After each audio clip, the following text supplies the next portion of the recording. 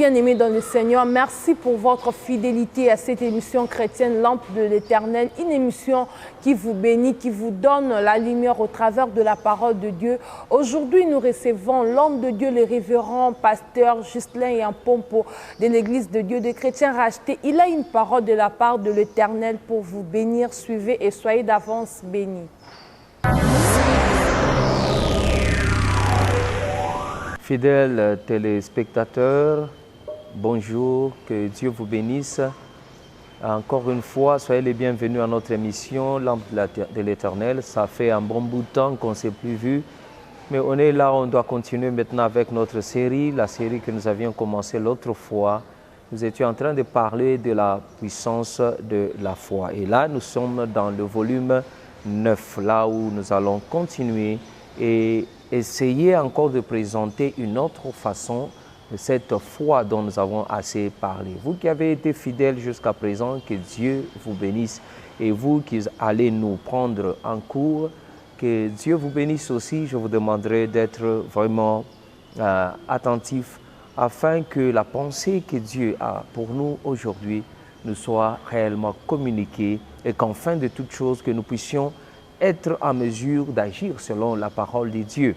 Parce que la Bible dit que ça ne servirait à rien d'être seulement les gens qui entendent la parole et qui ne la mettent pas en pratique. Mais soyons par contre parmi ceux-là qui entendent la parole et la mettent en pratique. Et je prie qu'après ce message, la grâce de mettre cette parole en pratique nous sera communiquée au nom de Jésus-Christ. Aujourd'hui, nous sommes en train de parler de la puissance de la foi dans le 9e volume. Et là, nous allons partir du livre de Rois, 1er Roi, chapitre 17, à partir du verset 1. 1 Roi 17 au verset 1. Qu'est-ce que la Bible nous dit là? La Bible nous dit, Élie, le Tishbite, un des habitants de Galade, dit à Akab, l'Éternel est vivant, le Dieu d'Israël, dont je suis serviteur. Il dit quoi là-bas? Il dit, il n'y aura ni rosée, ni pluie ces années en Israël, si ce n'est à ma parole, si ce n'est à ma parole. Et là, j'étais en train de méditer sur cette parole. Et chaque fois que je lis ce verset, je médite un peu là-dessus. Je me demande qui est cet homme qui parle comme ça. Il n'y aura ni rosée, ni pluie toutes ces années, si ce n'est à ma parole. Et vous allez voir dans la suite de temps que tout ce que Élie a dit s'est accompli. Dieu a approuvé ce que Élie a dit. Et Dieu a accompagné cela avec signe. Avec signe. Le signe, c'était quoi? Pendant 3 ans et demi, il n'y avait pas de pluie en Israël. Il reviendra encore après 3 ans et demi. Et là, il aura prié. La Bible dit que la pluie est revenue. Voyez-vous, quelqu'un qui déclare quelque chose, et il le déclare, et la chose s'accomplit. Et Dieu accomplit ce que Élie avait déclaré. Mais ici, il y a des préalables que nous allons poser, il y a un fondement sur lequel nous allons nous tenir. Parce que là, nous sommes en train de parler de la foi. L'autre fois, j'avais dit que la foi, c'est comme un risque que l'homme prend, un risque dans lequel la personne s'engage. Mais fin de compte, ce risque, quand il est bien pris, il finit par payer. Et c'est ma prière que tout ce que tu auras demandé à Dieu, ce que tu auras cru que Dieu peut faire pour toi, sera accompli au nom de Jésus-Christ. Voyez-vous, ici, Élie déclare, il dit, il n'y aura ni rosée ni pluie en Israël si ce n'est à ma parole. Ici, nous sommes en train de parler de la foi. Et il n'y a qu'un homme de foi qui peut faire une telle déclaration et voir des résultats. Ici, je voulais présenter une autre dimension dans cette foi. C'est ce que j'ai appelé cette confession de foi, cette profession de la foi, cette déclaration de la foi. Les paroles de foi qui font que Dieu s'engage et Dieu réalise. Ici, la première fondation sur laquelle nous allons nous tenir, c'est ce que Élie lui-même dit dans le premier verset. Il dit, l'Éternel, Dieu d'Israël, dont je suis serviteur. Donc Élie était un serviteur confirmé de Dieu. Ici, je parle à tout le monde maintenant et je me demande si toi qui m'écoutes aujourd'hui, quelle est ta position dans le Seigneur. Ici, nous devons nous rassurer de la relation que nous avons avec Dieu. Une relation intime, une relation dans laquelle nous marchons avec Dieu, dans la soumission, dans l'intégrité, dans l'obéissance. Ce n'est que pareille personne dont Dieu peut honorer les paroles. Ici, nous voyons que Dieu a honoré les paroles de son serviteur Élie. Comme il le dit dans Ésaïe, chapitre 44, au verset 26, que Dieu honore les paroles de ses serviteurs. Donc, ta position dans le Seigneur détermine aussi ce que Dieu peut faire avec tes paroles, ce que tu auras prononcé. Mais ici, je demande à chacun, nous devons revoir notre position dans le Seigneur. La relation, l'intimité de la relation que nous avons avec Dieu. Toi qui m'écoutes, peut-être que tu n'es pas assez bien positionné dans le Seigneur. Je veux que tu puisses revoir ta marche avec Dieu, ta relation avec Dieu, ton intimité, ton intégrité avec Dieu. Cela pose parfois problème. C'est pourquoi vous avez parfois des gens qui disent « Mais moi, j'ai fait ça, j'ai dit ça, mais Dieu ne l'a pas honoré. » Quelle est ta relation avec Dieu? Si ta relation avec Dieu est bonne, si ta relation avec Dieu est si profonde, si ton intimité avec Dieu est tellement confirmée dans la présence de Dieu, tout ce que tu auras dit, Dieu va l'accompagner avec signes, prodiges et miracles. La Bible dit dans Marc au chapitre 16, que le Seigneur a marché avec eux. Il a confirmé la prédication de sa parole. Il a travaillé avec eux, il a confirmé la prédication de sa parole avec signes, prodiges et miracles. Et cela nous donne la deuxième dimension. Non seulement que Dieu confirme les paroles de ses serviteurs, Dieu confirme sa parole. Sa parole. Dans Jérémie chapitre 1 au verset 12, la Bible dit « Il veille sur sa parole pour l'exécuter. Il confirme sa parole à chaque instant. » C'est là où, mon frère, ma soeur qui m'écoute, nous, en tant qu'enfants de Dieu, nous devons connaître la parole de Dieu. La Bible dit, vous connaîtrez la vérité et la vérité vous affranchira. Il dit à Josué, dans Josué chapitre 1, au verset 8, que ce livre de la loi ne s'éloigne pas de ta bouche. Médite-le jour et nuit, afin de faire ce qu'il y est écrit. Donc, c'est une responsabilité, mon frère et ma soeur qui m'écoutent, en tant qu'enfant de Dieu, de connaître la parole de Dieu. Connaître la parole de Dieu. Et cela nous amène au troisième point. Nous devons maintenant aligner nos paroles avec cette parole de Dieu. Si nous voulons voir Dieu accomplir ce que nous déclarons par la foi. Nous devons aligner nos paroles avec la parole de Dieu. Comme Dieu veille sur sa parole, comme Dieu confirme les paroles de ses serviteurs, nous, nos paroles doivent être en ligne avec la parole de Dieu, parce qu'il honore sa parole, parce qu'il la confirme avec signes, prodiges et miracles. Qu'est-ce que tu dis, mon frère? Qu'est-ce que tu déclares chaque fois quand tu es dans des problèmes, quand tu es dans des difficultés, quand tu es surpris par un événement? Qu'est-ce que tu dis? Ce que tu dis a de l'importance, a du pouvoir. Cela détermine ce qui va arriver. Cela détermine ce que sera le résultat, soit de ce que tu dis, même de tes prières. Dans Nombre au chapitre 14, au verset 28, quand Dieu a envoyé les enfants d'Israël aller dans la terre promise pour voir ce que Dieu a promis, c'est Moïse qui les envoie, au nom du Seigneur bien sûr, pour aller espionner le terrain, la terre promise, pour voir si ce que cette terre promise reflète ce que Dieu leur avait promis. Il enverra 12 espions pour aller voir, espionner la terre que Dieu leur avait promise, si ça ressemblait aux promesses. La Bible me dit qu'ils sont partis 12, mais quand ils sont revenus, il n'y avait que 2 qui avaient foi en ce que Dieu avait promis. Mais les autres 10, la Bible me dit, ils ont murmuré, ils ont parlé, ils se sont plaints devant Moïse et devant le peuple, que la terre que nous sommes partis espionner, c'est une terre qui dévore ses habitants. Nous y avons trouvé les enfants de Anak, les géants. Donc, ils avaient peur des géants qu'ils ont trouvés dans la terre promise. Et à ce moment-là, ça a affecté leur dire, leur parole, et ça a affecté leur foi. Et la Bible nous dit clairement dans Nombre 14, verset 28, quand Dieu parle à Moïse, il dit « Dites-leur, je suis vivant, je suis Dieu, je suis vivant. Tels qu'ils ont parlé à mes oreilles, je leur ferai ainsi. » Donc Dieu n'a fait que accomplir ce qu'eux ont déclaré, ce qu'eux ont dit. Mon frère et ma soeur, ce qu'un homme parle, c'est de l'abondance de son cœur, la Bible nous dit. Dans Luc chapitre 6 au verset 45, la Bible dit de l'abondance du cœur, un homme parle. Donc ce que tu dis, ce que tu déclares n'est que le fruit de l'abondance de ton cœur.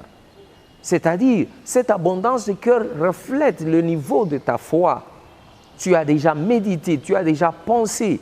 Et quand la bouche parle, la bouche ne fait qu'exécuter le commandement interne de ton cœur, qui est la négativité, qui est les plaintes, qui est les murmures, qui témoignent le manque de foi. Un homme de foi, on le sent même dans ses paroles, dans ce qu'il dit et dans ce qu'il déclare.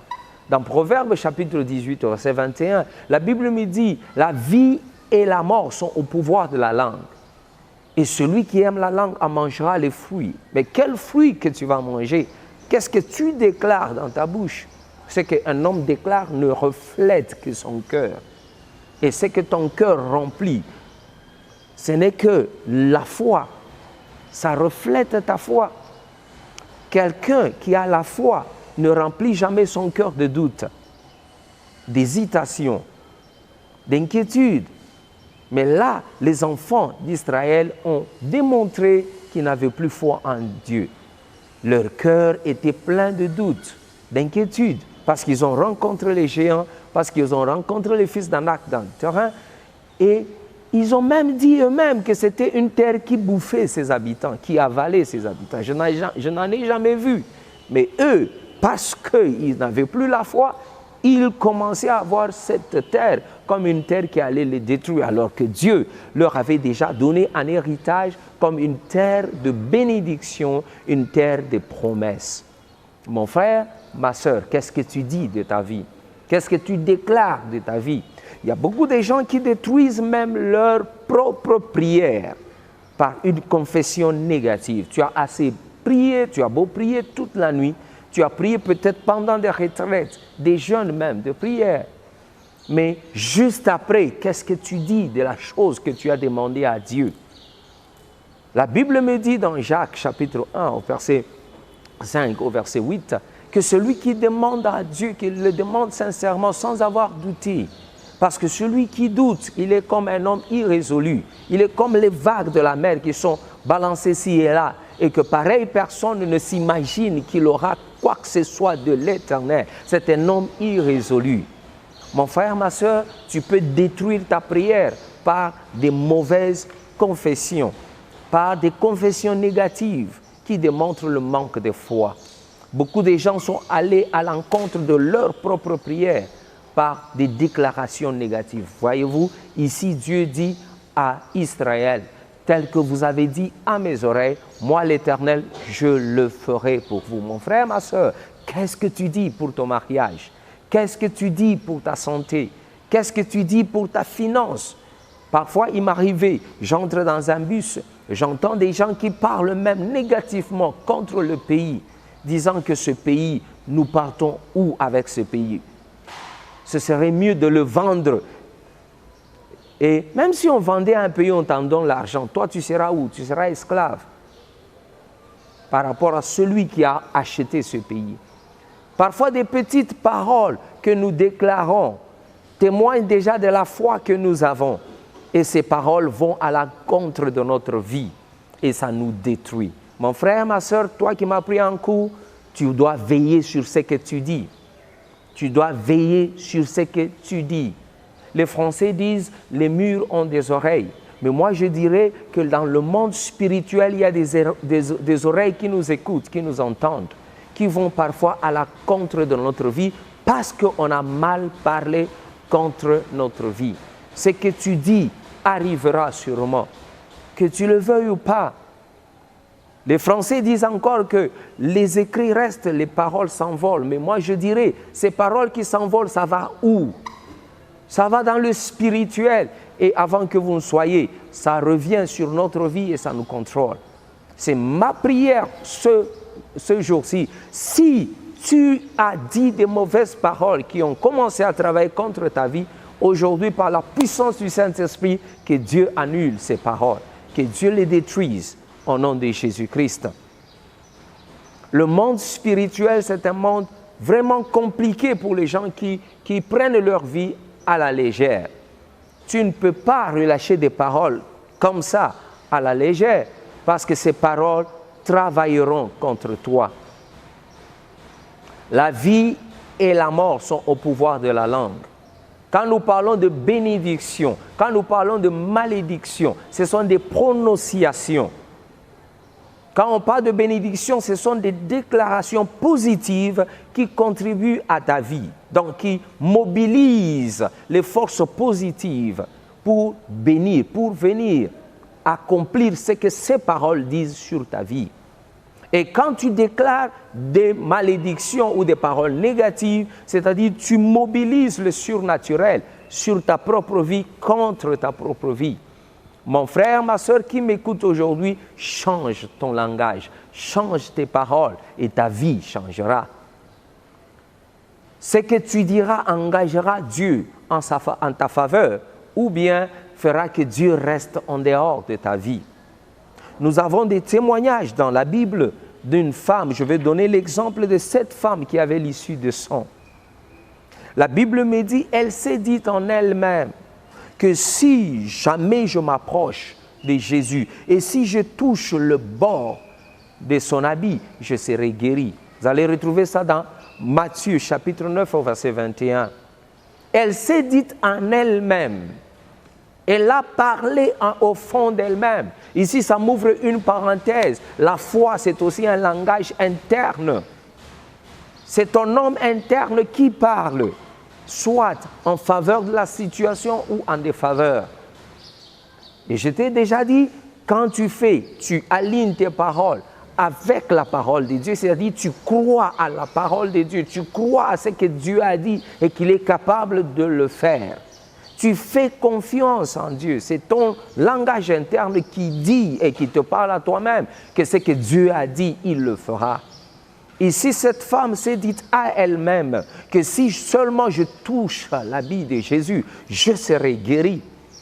Et voyez-vous, Jésus ne l'avait même pas vu. La Bible dit qu'elle s'est approchée, elle s'est infiltrée dans la foule parce qu'il y avait une foule qui suivait Jésus-Christ. Elle s'est faufilée et elle est arrivée à toucher l'habit de Jésus. Et sur le champ même, la puissance s'est déclenchée. Pourquoi? Parce qu'elle avait cette foi. Elle avait déjà déclaré positivement pour sa vie en faveur de sa guérison. Et tout ce qu'elle a fait, elle a obéi à cette voix interne et elle est partie toucher l'habit de Jésus. Automatiquement, la puissance s'est déclenchée. La puissance n'a répondu qu'à sa foi. Et Jésus, quand il s'est tourné, il a dit « quelqu'un m'a touché ». Il a senti la vertu qui s'est dégagée, la puissance s'est dégagée. Et cette puissance a guéri cette femme. Et Jésus a dit « quelqu'un m'a touché ». Et Pierre qui dit, et les autres disciples, « mais Seigneur, il y a beaucoup de gens autour de toi, comment tu diras? Tout le monde te touche ». Mais le toucher de tout le monde, ce n'était pas le toucher de cette dame. Cette dame l'a fait par la foi, c'est sa foi qui a touché Jésus. Tremblante devant Jésus, elle a expliqué ce qu'elle a fait. Et Jésus lui a dit, pars en paix, ta foi t'a guéri. Ta foi t'a guéri. Donc la foi, c'est une clé pour la guérison, pour la délivrance, pour la victoire, pour tout ce que nous pouvons recevoir de Dieu. Et cette foi s'accompagne aussi avec la parole, ce que nous sommes en train de dire. De l'abondance du cœur, un homme parle. Quand vous trouvez quelqu'un se lamenter tous les jours, son cœur est déjà plein de soucis, de complications, de problèmes, de négativité. Change ton langage, tu verras que les choses vont commencer à répondre. Dieu sera derrière ça. Dieu va accomplir sa parole. Le langage mauvais, le langage négatif ne fait que contredire la parole de Dieu. Quelle que soit la condition, quelle que soit la situation que tu traverses, sache qu'il y a une parole que Dieu a déjà relâchée pour cette situation-là. Tu dois t'appuyer sur la parole de Dieu. Quand tu es malade, il a dit par ses maîtresses, nous sommes guéris. Pourquoi tu ne peux pas prendre cette parole-là et commencer à la prophétie, la confesser sur ta vie? Et avant que tu ne le saches, Dieu est derrière sa parole pour l'accomplir, pour l'exécuter. Que ce soit ainsi au nom de Jésus-Christ. Quelle que soit l'économie du pays, nous, en tant qu'enfants de Dieu, nous ne vivons pas selon l'économie du pays. Nous vivons selon l'économie céleste. Commence à déclarer cela. La Bible dit, l'Éternel pourvoira à tous vos besoins. Il dit, je souhaite à tous égards que vous puissiez prospérer et que vous soyez en bonne santé comme prospère l'état de votre âme. Donc Dieu veut que nous puissions prospérer. Nous devons nous appuyer sur cette parole et nous puissions voir maintenant l'accomplissement de cette parole dans notre vie. Que ce soit ainsi au nom de Jésus-Christ. Il a dit, tout ce que vos mains toucheront prospéreront. Toi qui travailles quelque part et tu vois que les choses n'avancent pas, moi je vais te demander de commencer à prophétiser, à confesser, à déclarer cette parole. Et tu le fais tous les jours avant que tu ne le saches. Dieu reste fidèle à sa parole. Il va l'accomplir. Dans Marc chapitre 11 au verset 23, il dit, si vous avez la petite foi, aussi petite que le grain de sénévé, vous parlerez à cette montagne et vous lui direz, ôte-toi de là et jette-toi dans la mer. Et si vous ne doutez pas dans votre cœur, la chose que vous aurez dite va s'accomplir. Voyez-vous encore, Dieu veut que nous puissions utiliser cette foi-là qui s'accompagne de nos paroles. La foi sans œuvre, c'est une foi morte. Montre-moi ta parole, montre-moi tes œuvres, tes actes. Je te dirai si tu es un homme de foi ou pas. Un homme de foi, une femme de foi ne se lève pas le matin en train de se plaindre. Non, parle à la journée, déclare à cette journée. Et cette journée produira pour toi.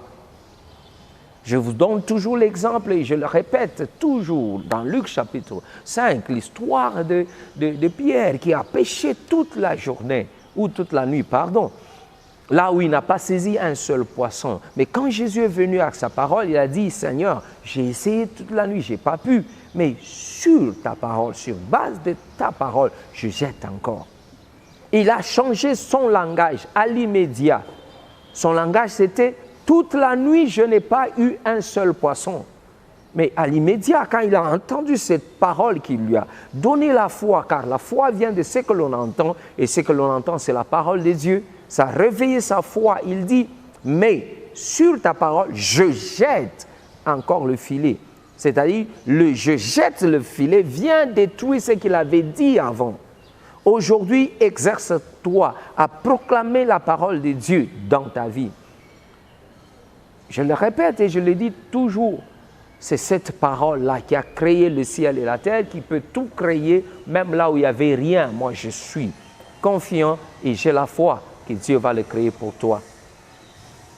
C'est pourquoi nous avons la responsabilité, en tant qu'enfants de Dieu, de connaître cette parole. Tu dois la connaître. Tu dois commencer à lire la Bible et la connaître comme tu connais ton numéro de téléphone. Par moment, nous connaissons même beaucoup de numéros de téléphone de nos amis, de ceux-ci. Pour quelqu'un qui est aux études, par exemple, pour qu'il devienne ce que l'on veut qu'il soit, il doit mémoriser, il doit connaître la matière de son domaine. Pourquoi ne pas connaître la matière de notre domaine en tant qu'enfant de Dieu? Et cette matière, c'est la parole de Dieu. Et quand nous l'avons, il n'y a rien qui peut résister à cette parole. La Bible dit, ciel et terre passeront, mais la parole de Dieu ne passera jamais. Mon frère, ma soeur, Dieu est le même hier, aujourd'hui et éternellement. Sa parole aussi est la même hier, aujourd'hui et éternellement. Elle a le même effet, la même puissance et la même efficacité.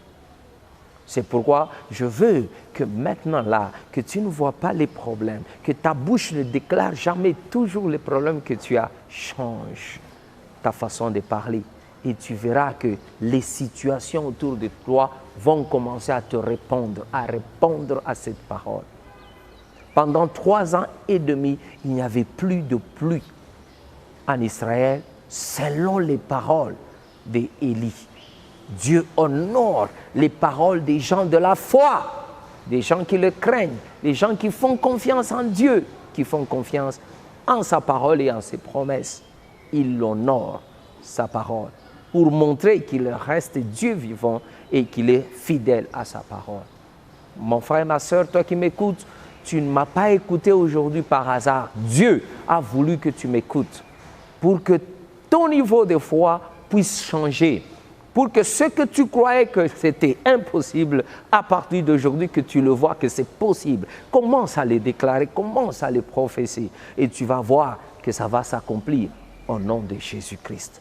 Cette femme a vu sa guérison s'accomplir à l'instant même parce qu'elle a prophétisé, elle a confessé ça. Même s'il n'y avait personne qui l'écoutait, la Bible dit, dans son cœur, elle a déclaré que si seulement je touche, je serai guéri.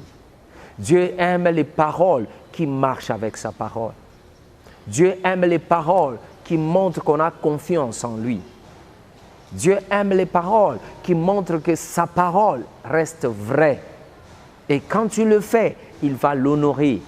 Il va l'accomplir avec signes, prodiges et miracles.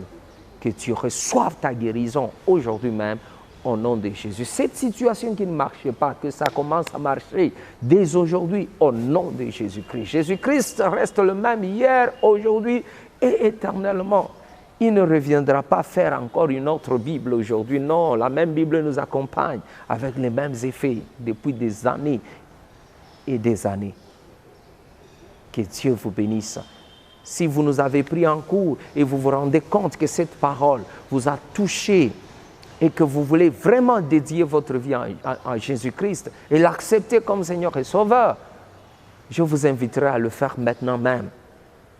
Ça peut être une petite prière que nous pouvons faire ensemble, mais sachez que c'est vraiment une grande, dans le sens que la même prière, simple, aussi simple que ça apparaît, vous introduit dans le royaume des dieux et vous introduit parmi les gens qui peuvent maintenant utiliser la foi pour changer leur histoire.